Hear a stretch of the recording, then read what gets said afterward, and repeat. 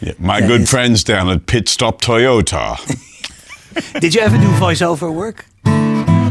I've been asked to do stuff like that because I can do a voice and I can speak very clearly. Yeah. Yeah. You would make a good Santa. Hi everyone, my name is Ed Struilaert and this is Gitaarmannen the podcast. Gitaarmen the podcast. Normally these podcasts are in Dutch, but I have quite a bunch of international superstars lined up, so let's do it in English. Up next, Tommy Emmanuel. Maybe the greatest fingerstyle player ever to walk the face of the earth. What do you think? Let me know in the comments. Tommy played in Groningen and I want to say thanks to the venue where Tommy played that night, the Oosterpoort. Thanks for having us, guys. And also thanks to Martin & Co. and Algon Benelux for sponsoring this episode. If you want to play on the same strings that Tommy uses, keep watching because I'm giving away a year worth of strings. For now, enjoy my conversation with the one, the only, Tommy Emmanuel.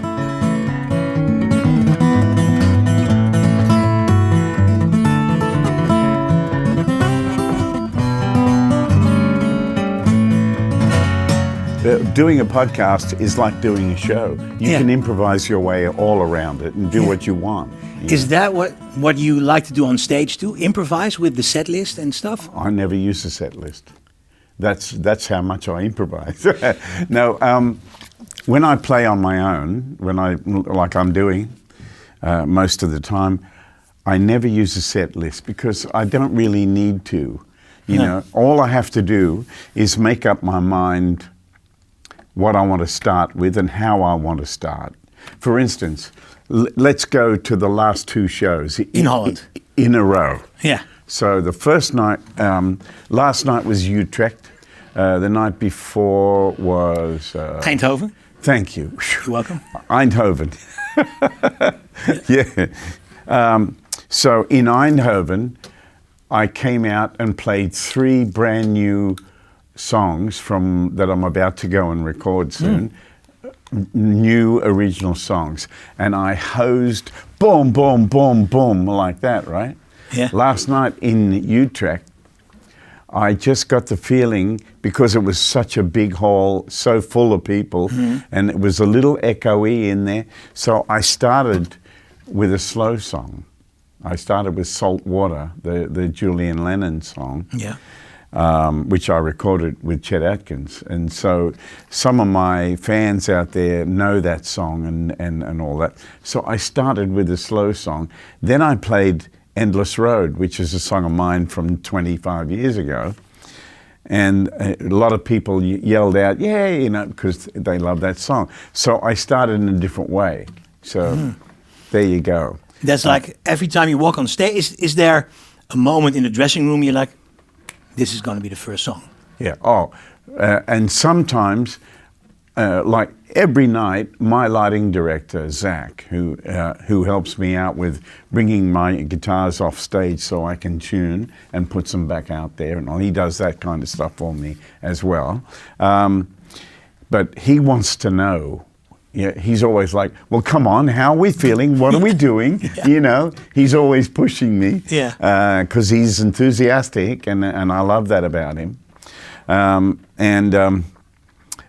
He wants to know what's first, and then second, and then he'll ask one more time right before he leaves to go to his desk for the start of the show. He'll say, "So we're still doing," because he knows how many times I've changed my mind. So I've told him I'm doing this, and then I walk out and do something else. Yeah, but that keeps it fresh. Yeah. I totally relate to that because you read the room when you walk on the stage. And yeah. The other thing is that people don't even think about, and that is every PA is different, every stage is different, every room is different. Yeah. So last night I'm dealing with a big stage with a big crowd and people all behind me. The people are all around. I have to work. Tivoli, I have to acknowledge those people up there. I got all these people out here, right up to the top, and then behind me, right up to the top. So I'm trying not to get distracted and wear myself out.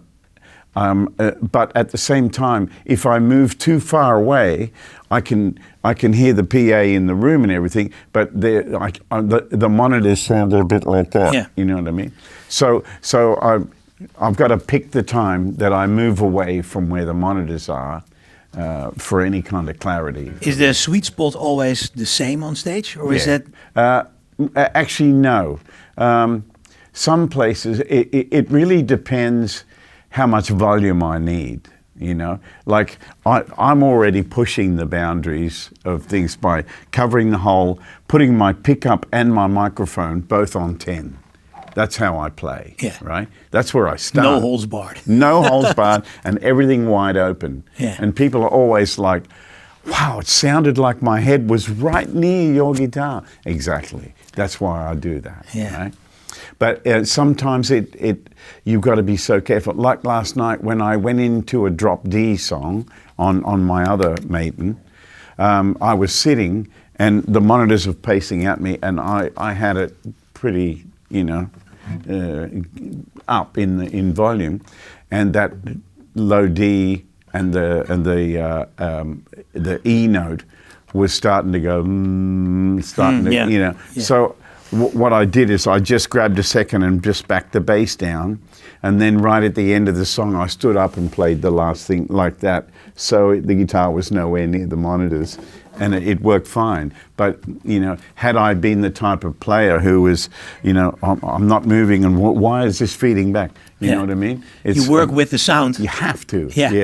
You know, guys who refuse to cover the hole because they think it won't sound acoustic anymore, they're always in trouble. You know, because they play everything open and then everything starts to ring, and they can't get rid of all the ringing. You know, and you just can't do that. Yeah. You know. So. And have you been to the Oosterpoort before? Oh, many times. Many times. This is a great hall to play. Yeah. And it's going to be a killer tonight. I'm already like so pumped to play. But how is that? Because playing 3 nights in a row. Well, I usually do 5 in a row. 5 in a row, and then a night off, and then. And which one is the best? They're all different. You know, I can tell you over the last 3 nights the times that I struggled with the sound or with my own playing and all that. And each night had its golden moments and its struggles. You know what I mean? But it's also like you cannot really grab it, the perfect show. Well, yeah. The times that I have where I've come off stage going, God, how am I going to beat that? You know, that sums it up perfectly. Because if you have a really great night where the magic is happening, you're improvising, you're saying all the right things at the right time, the audience are having a great time, and it just couldn't have been better. You know, my first thought, I come off stage and I go, God, I got to do this again tomorrow. How am I going to beat that? You know, and you can't beat that because that was a magical night. You know, and there are nights, and I get asked this a lot, Ed. People say to me, especially when I'm doing like masterclass stuff, they'll say, do you ever have a bad night? I say, of course I do. I'm a human being, I'm not a robot. And there are nights when I struggle with my own issues, like I'm thinking too much, or I keep doubting my tuning, or I keep knowing I'm out of tune and I can't fix it, or whatever, you know.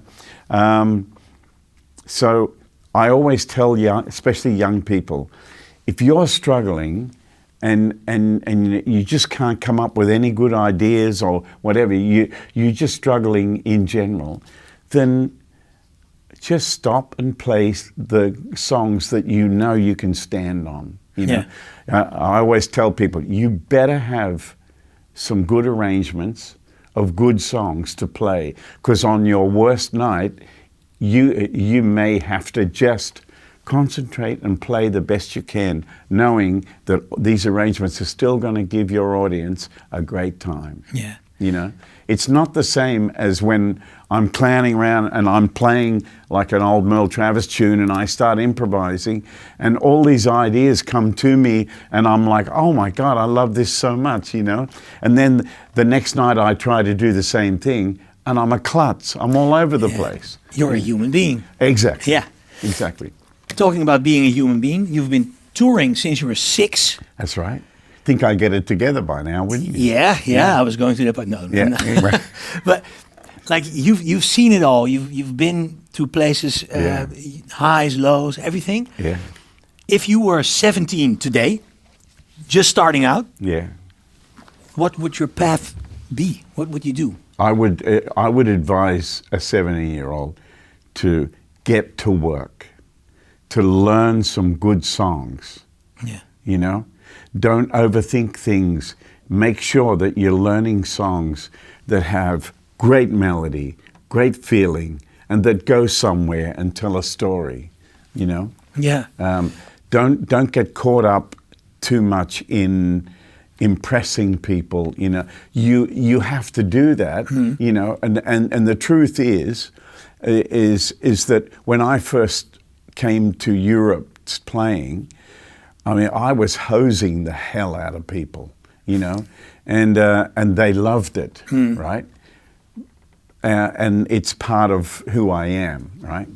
I walk that line of I'm willing to play way too much when I walk out on stage, because 99 out of 100 people want to see you really reaching deep and giving it everything, you know.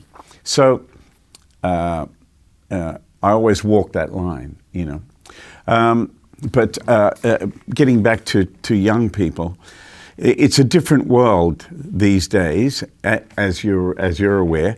But a few things that I can tell you that you can stand on, and that is, you've got to have a good repertoire, right? So listen to all kinds of music. Open yourself up to all kinds of music. Do not close your mind and say, I'm not listening to that because it's old, blah, blah, blah, whatever. Learn from it, you know, learn from everything. So learn what a good song is, what a good melody is, how to play in time, you know, because if you don't groove, no one's going to come and see you.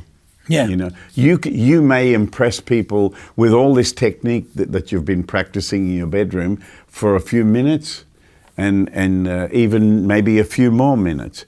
But eventually you're going to have to have something better to say. Yeah. You know? So good songs is your foundation. You know, when I walk out on stage, my songs are the stars of the show, right? And I'm the composer and the player of those songs. And my job is to really tell the story through the music and reach out to the people and show them how much fun we're having tonight. You know, don't forget this. You know, I'm not up here trying to prove anything. I'm up here trying to give you the feeling that I've got right now. I'm excited to be playing music. I'm excited to play for people. I can't wait to get out there, right? And don't forget, this is what life's about. We're supposed to be having a great time. Yeah. You know? Otherwise, don't what get are we all here for? caught up trying to be Mr. Fabulous. Just get out there and have fun. And what's your relation now to social media? Because it's essential for young people, I think. Okay. Because it's also more and more difficult to find spots to play nowadays. Well, you can have social media going a million miles an hour and doing a million things, whatever. But I can tell you that unless you're doing something incredible that makes people want to run out and buy a ticket, you're not going to sell a concert ticket because you've got 1,000 views of something you filmed at home that's actually pretty ordinary. You're not going to sell one ticket. No. So don't be fooled into thinking that likes and views equals concert tickets sold. That is a complete fallacy. You know, how I sell concert tickets today is I've been doing this all my life. Yeah. I've been coming back to, say, where we are right now in the Netherlands. I've been coming here since the late 80s, and I've been playing in every town. I started in small places, and the same goes for any country. I start in small places. I keep coming back. I build the audience. I have a relationship with my audience, right? So it's the last thing you want is overnight success, because as quickly as it comes, it's going to go. Yeah. And who wants to be, you know, circling the globe trying to play from a little bit of success? It's painful to watch, you know. Do you remember like a moment in time where you like made the big leap, like from small venues to big venues? Was there like a pivotal moment? I can tell you that it wasn't just all the groundwork that I'd put in. It was finding the right people. That's the key. When I found the right agent, especially in Europe, when I found the right agent who knew all the right promoters, you know, they got me into much better places. They're the people who are connected. Yeah. And I'll just give you an example. Like an artist like me, right? I'm basically an instrumentalist, and I've never had a hit record. I've never been Mr. Cool, been in movies or any of that stuff, right? So you would think that, you know, an organization like Live Nation or AER, AEG, sorry. Yeah, AEG. Yeah. People who have, you know, Michael Jackson and people like that in the past, you would think, well, they're not going to be interested in working with me. But my manager, bless him, what an incredible guy he is. He said, I've made a decision, we're going to go with Live Nation for the next, you know, Sweden, Norway, Denmark, Finland, blah, blah, blah. And my first reaction was, how can they do a good job? I'm not filling 100,000 people at a stadium. You know, I'm not U2. And he said, just give it a go. You know, and so, and of course he's already done all the groundwork as a manager. You know? Well, I can tell you that they did a great job, and I was so thrilled. And what I learned from that was, it's about the right people, right? And then when you go with someone as big as that, the best part is this. They've got all these acts going around. They've got Metallica and they've got U2 and they've got blah, blah, blah. You name it, they've got it, right? They're going to put you in all the advertising because they own all the magazines and all the radio programs, and they're connected to everything. So even though I'm probably down the bottom of the ladder of, you know, the pecking order of artists, I'm still included in the same advertising as you too, or as, you know, whoever. And people will see it and read it. Yeah, so that's great company to be in, and that can't help. And support acts? But help you, you know. Yeah. Yeah. Did you do like support acts for, you played with Clapton, right? Yeah, I opened for Eric in 1990 on the Journeyman tour when his album Journeyman came out. And I played every show, and that was back when I was playing mostly electric and some acoustic, and I had a band. I can't tell you what that did for me as an up-and-coming artist in my home country. I went from selling 500 tickets to 1,000 almost like the next week. Wow. Yeah, and doing that tour with Eric, and he was so nice to me. He was so professional, but you know, he's a very quiet-spoken guy. He's a little kind of shy and all that, you know. But he was so nice to me, and his band and his crew was so good. Was that with Nathan East and Greg Philligaines? Philligaines and Steve. Andy Fairweather-Low also? No, Andy wasn't. It was Phil. Yeah. Yeah, and it was a great band, and he had the two singers, Tessa and the girls who were with the Police before that, and it was an awesome tour. How did it go like backstage? Because I can imagine someone like Clapton, he's always looking for the good players and trying to get something out of it for himself, for his technique. Well, let me tell you. In those days, Eric was very quiet, and he was a kind of recluse, you know. And so he would turn up 3 minutes before he was due on stage, and they would put the guitar on him, and he would stand at the side, and then he just the intro to Layla on the piano would come on, the lights would come down, and then he'd just walk out when the lights went down. He'd just walk out and go straight into the song Pretending with the big intro with the wah-wah and all that, you know. And you never saw him, right? So the tour started with 2 shows in the city of Adelaide in Australia. So the first show, we arrive and we're all excited because we're doing the whole tour.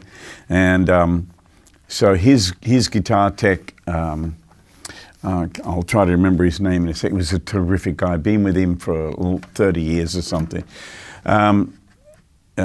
He's working at the side, tuning guitars and doing strings and all that. And we set up quickly and do a quick sound check. And I start playing a tune, and you can see him like, oh, you know, like that. As soon as I finish the song, he comes running up on stage and he says, Eric needs to see you. I'll make sure he'll be here tomorrow night. You know, he's not going to be here tonight before the show. He'll be here tomorrow. Right. So sure enough, the next night I opened the show with a song by the Shadows, right? And I look over at the side and there's Eric watching from the side, you know. So his guitar tech, real nice guy, said, "Oh, Eric needs to hear you," you know. Yeah. So it was really great.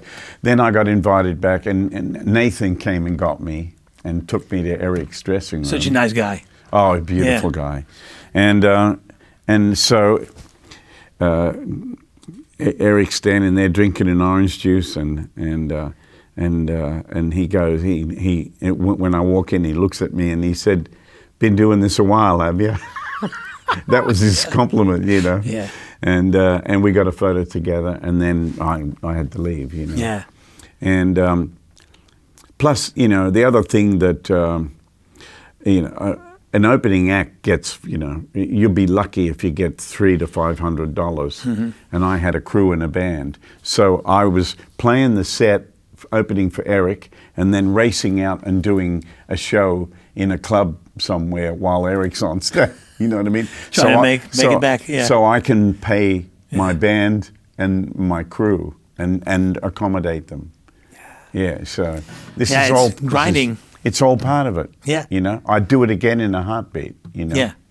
But anyway, I didn't mean to spend so much time on that, but I loved it. These are the stories I love to hear. Great. You know, this is like how life on the road is. The last time I saw Eric was a couple of years ago when Jerry Douglas and I were doing the transatlantic sessions, and we were playing in Brighton, and Jerry said to me, "Oh, by the way, Eric's coming in with his wife and his daughter."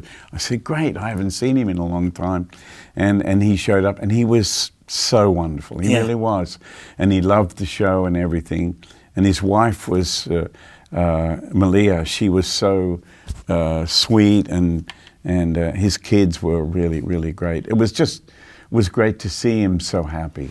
Yeah, it's one of the greatest players pop music has ever. He's influenced everybody, you know. Talking about big influences, Chet Atkins. Yeah, what an incredible guy he was. He gave you the title CGP. Yeah. Certified guitar player, one of 4? Yeah, there are 3 of us left. 3 of us left, oh. Yeah, I'm the youngest one. Yeah. But there's John Knowles, who's still with us, and Steve Wariner, great singer, songwriter, guitar player, amazing guy. I was wondering, because it's like a medal of honor for guitar players. Well, yeah. I mean, some people don't know, don't really think it means anything. But, Chet basically in the 80s, mid-80s, he just got this idea. He said, people are going to college for 3 years or 4 years. They get letters after their name. Then they get offered a job in this and they've got a great life because they've got those letters after their name. And they went to college for 3 years or something. We dedicate our entire life to furthering this instrument, to getting this music, to try and make people's lives better, to make the world a better place. And we really have nothing that we can say, well, there's that, Yeah. So every award that Chet gives out, it's different. Steve Wariner's looks like a gold record, but it's certified guitar player, right?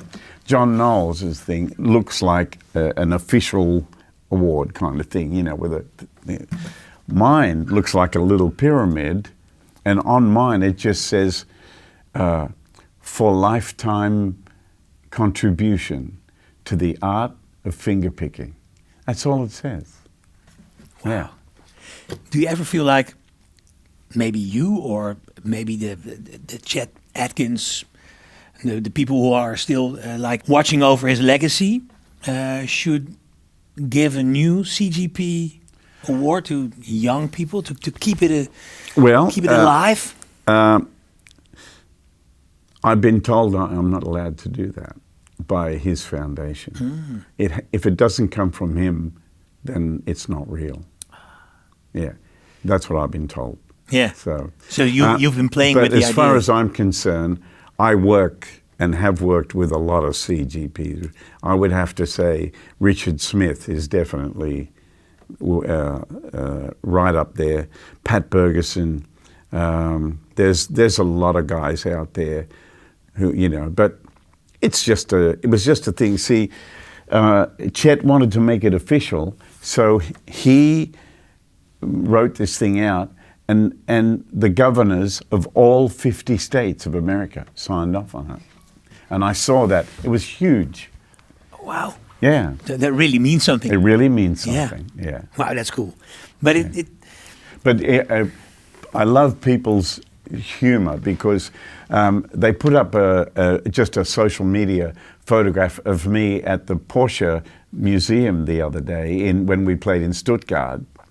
And I'm standing, they said, "You're from 55, right?" I said, "Yeah." And they said, "This is a 55 Porsche." So I'm standing beside this old 1955 Porsche. And my thing was, I found a model Porsche that's as young as me, right? Yeah. Right. So then, and down the bottom it said, Tommy Emmanuel CGP. And one of my fans wrote, "Certified Green Porsche." Yeah. That's a good one. I love that. That's a good one. Yeah. All right, folks, quick break to give a huge shout out to Martin & Co. and Algon Benelux, the distributor of Martin strings. And you know what? Tommy Emmanuel plays on Martin strings, so you know they're the real deal. Now, let's talk about these Martin Authentic Acoustic Flexible Core Strings. They're designed for better playability, less finger fatigue, and smoother bends. Basically, they make playing more effortless, while keeping that rich, balanced tone. And the secret? A lighter, superior performance core wire paired with a heavier rep wire. The best of both worlds. And get this, Tommy's choice is the MA540FX.12 gauge. That's what he plays. And if it's good enough for Tommy, you know it's top notch. Now here's the best part. I'm giving away a year's worth of Martin strings. That's 10 sets. Can you stretch that for a year? Maybe, but hey, free strings are free strings, right? Want to win? Here's what you gotta do. Subscribe to my YouTube channel. Leave a comment below saying you want to win those strings. Last but not least, send an email to info@gitaarmannen.nl. That's it. Super easy. Give these Martin flexible core strings a try. I'm sure you'll love them. Now, back to the podcast. We have, for the podcast, Gitaarmannen, which means guitar man, translated freely in English. We have an online community, a WhatsApp community, and there are almost like 300 of the most dedicated Dutch guitar players in there. And one of the perks of being a member, so if you're not a member yet, please sign up. We also have an international chat room. One of the perks is that you can ask questions to my guests. Great. So I have a question here from Rob. Okay. He asks, hey, Rob. He asks, could you tell us a bit about your Maton setup? It's rumored you play with an incredibly low action. Is that true? No, it's not incredibly low. It's comfortable to play. Okay, so here's what I do. Basically, I have the guitar set up so there's height on the saddle, because that's where you get your tone from, you know. So there's got to be some push down on that, so you don't want the saddle too low. See, you can see there's plenty of space there. You see that? Okay, so the strings come up and then they fall back along the fretboard. Now, how I set it up is I make it nice and comfortable. So you can see that there's quite a bit of space there, but there's not a lot of tension. There has to be some tension so you can get power out of it, right? But in order to get that, in order to get things like sensitivity and control and all that stuff, you can't be fighting the action. No. So I get it so it's like somewhere in the middle. And how I do that is I get the action so there's plenty of power in it, and then I bring the neck, I pull the neck back till it's too low, then I let it off until it's about right. Yeah. Right? People always are like, oh, you don't mess too much with the truss rod. Well, how are you in that? I don't have to do too much, but in the last couple of weeks I've been to Sweden, Norway and Finland and all that, where it's freezing cold, right? All my guitars bottomed out, so I had to let the necks off so I could at least put a capo on and not have it buzz all over the place and stuff like that. So I'm always checking it out. The action on this guitar, the neck is dead straight, right?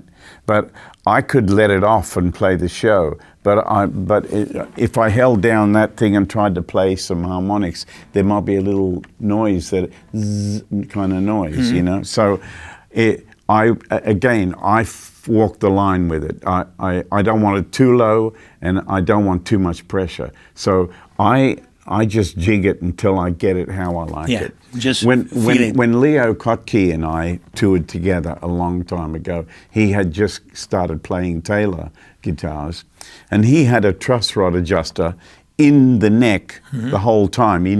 He's playing away and it's sticking up like this because he wanted to just, you know, tweak it. On the fly. Just tweak it, yeah.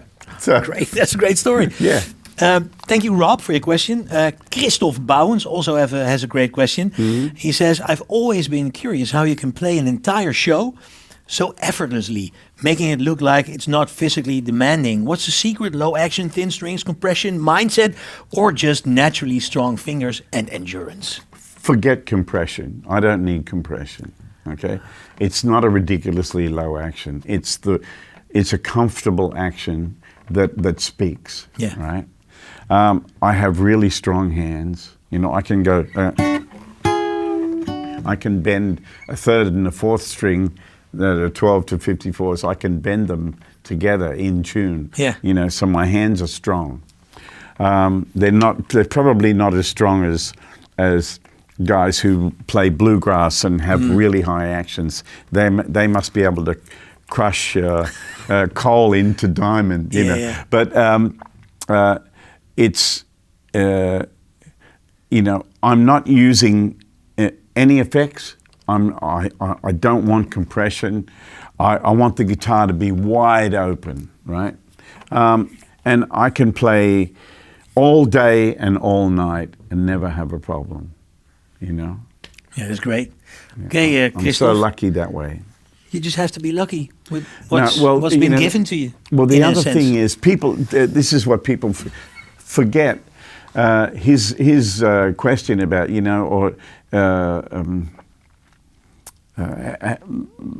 how do you make it look so easy and all that.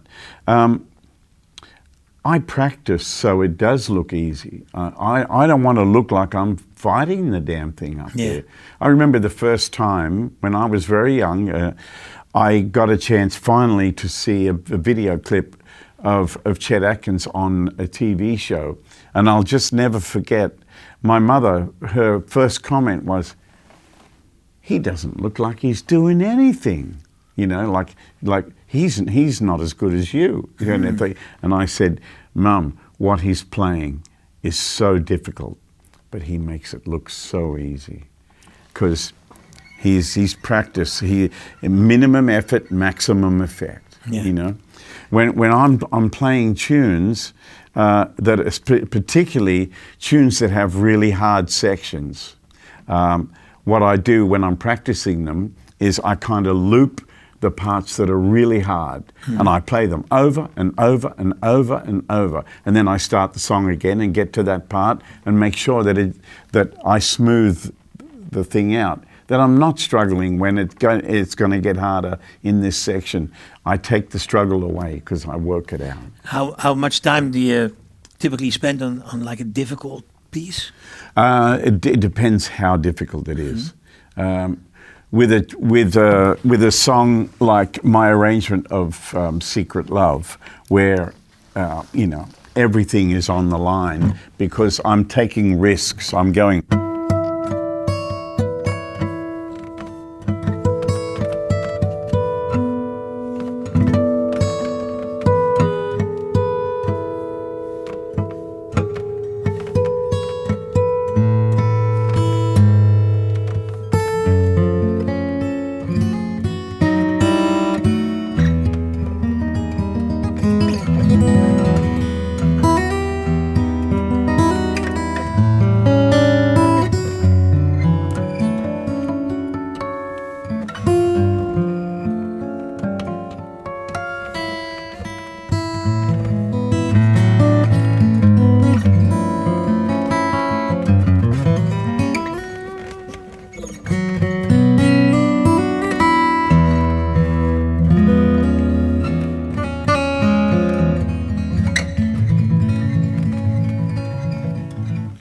So it has to be right. Every note, every move, everything has to be perfect. And I practiced that solidly for like 6 months before I played it on stage. Because I had to find the courage to be willing to miss a harmonic. You know what I mean? So, and everything's sustaining and everything's wide open. If I miss any of those, or my thumb pick accidentally hits an open string, there it goes. Someone just threw paint at it. You know what I mean? So, and how then does that the ending of it? Sorry, the ending of it.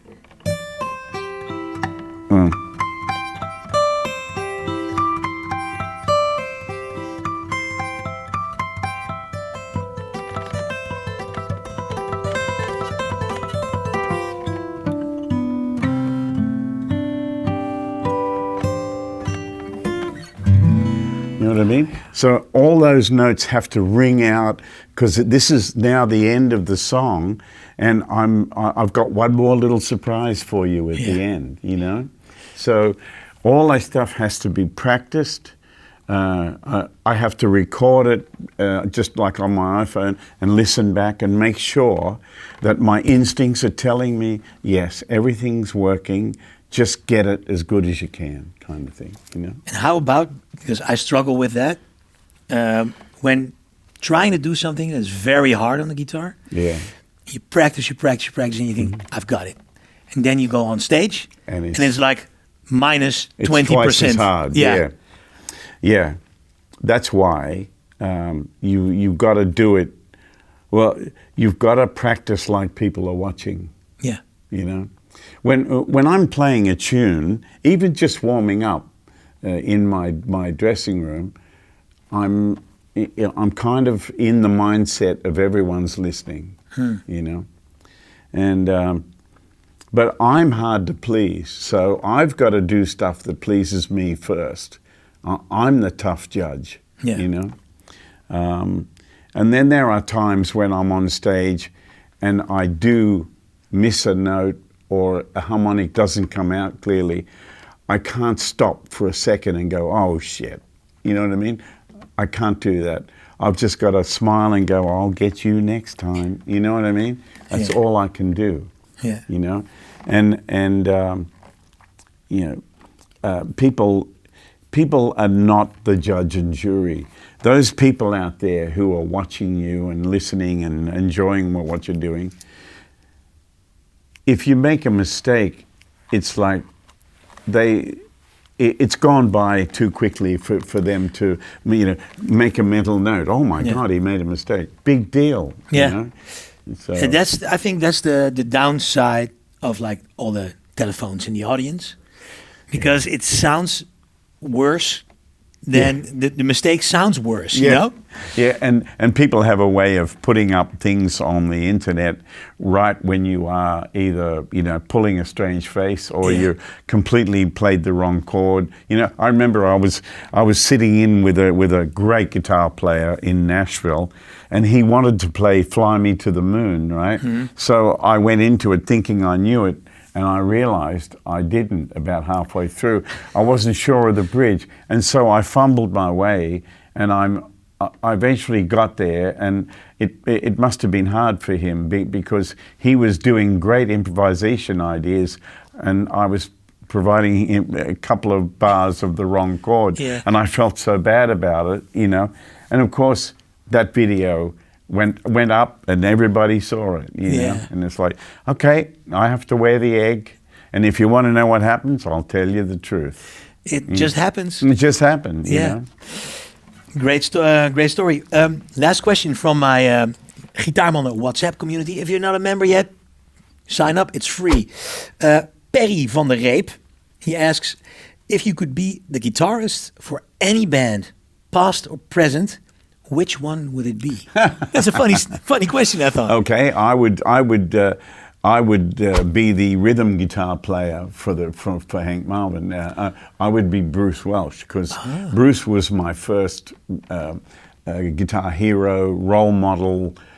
He showed me about how to play rhythm behind, you know, how a rhythm should be played, and he definitely showed us all the way in those years, late 50s, early 60s.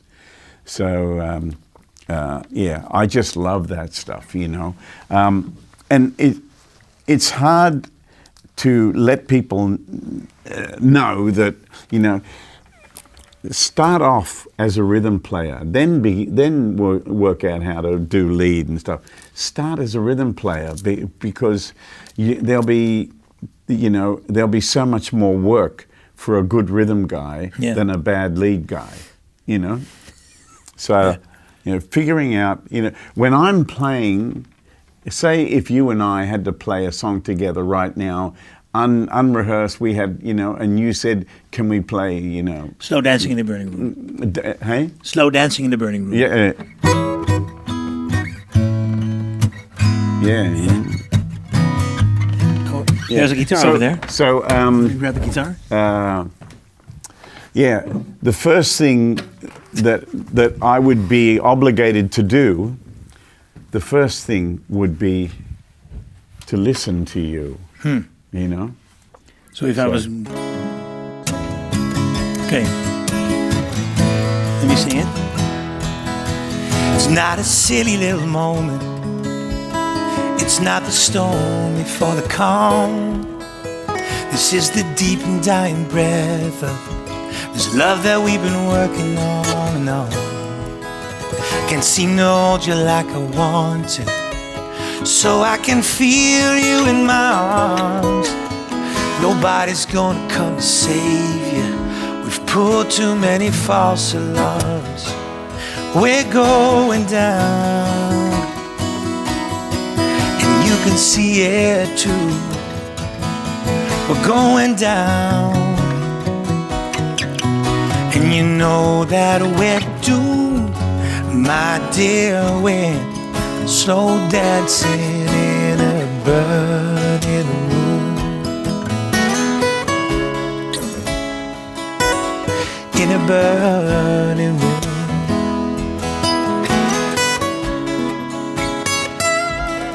In a burning room.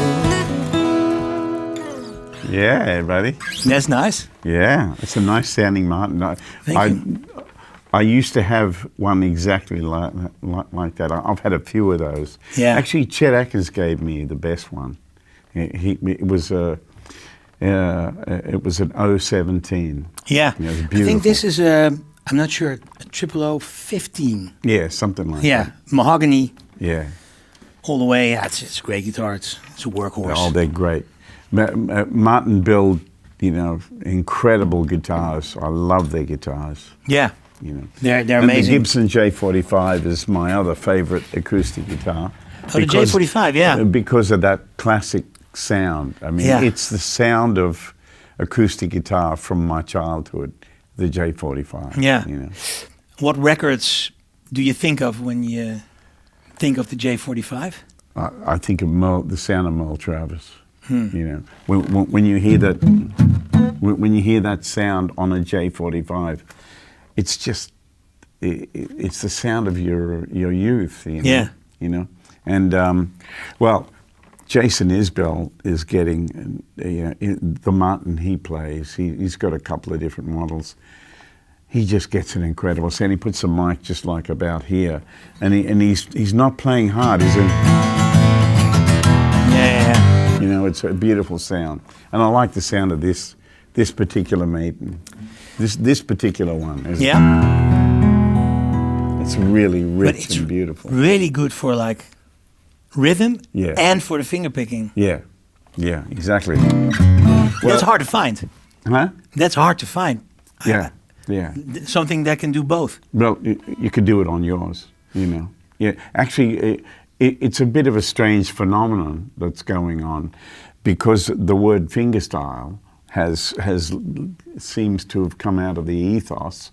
I've always known about it, but it's only now that people are, he's a fingerstyle player, so I get asked, especially by people from places like Korea or Japan, or young Italian guys will say, what guitar is best for fingerstyle? So any guitar at all is good for fingerstyle. There's no guitar that's particularly designed for fingerstyle. It's just a guitar, Find one that you like the sound of. Yeah. And play fingerstyle on it if that's what you want. But people think that a certain size guitar, like a 00028 or whatever, has to be the right guitar for fingerstyle. I got to have a Taylor with a blah blah blah, because it doesn't matter. And what about the cutaway? The cutaway on this one I really like, but most people have seen me playing what we call a BG 808, my own model one, which doesn't have a cutaway. But just in the last, I've changed yet again. I'm always trying different guitars, and because I hope I'm growing, as a musician, and so my needs are a little bit different now. Yeah. And I have a few guitars that fill my needs, and I have some that used to fill my need. Now they don't, unless I'm put a mic on it and playing a certain song. Yeah. So yeah. This guitar is the one blowing my dress up right now. Yeah, but that's something. It needs to tickle your fancy, right? When you're playing. It definitely needs to do the job. Yeah. Final question. You just walked through Groningen. You see a guy, he looks just like you, but your younger self. You have the opportunity to walk up to that guy, your younger self, and give one tip from the future to your younger self. What would that be? What would you give yourself For a tip. Learn good songs and play them with all your heart. Make sure that you love what you're playing. You know. That's a great one. Thank you, Tommy. It's pretty simple. Yeah, thank you very much. And don't forget to tune up. All right, that's it for this episode of Gitaarmannen, the podcast. I hope you enjoyed this conversation as much as I did. But hey, if you want even more, you can now become a member of this channel. And as a member, you'll get exclusive early access to upcoming episodes, like the raw, uncut, and ad-free version of my conversation with Matteo Mancuso. Hit that join button below, and I'll see you on the inside. Thanks for watching, and don't forget to like, comment, and subscribe, and I'll catch you in the next one.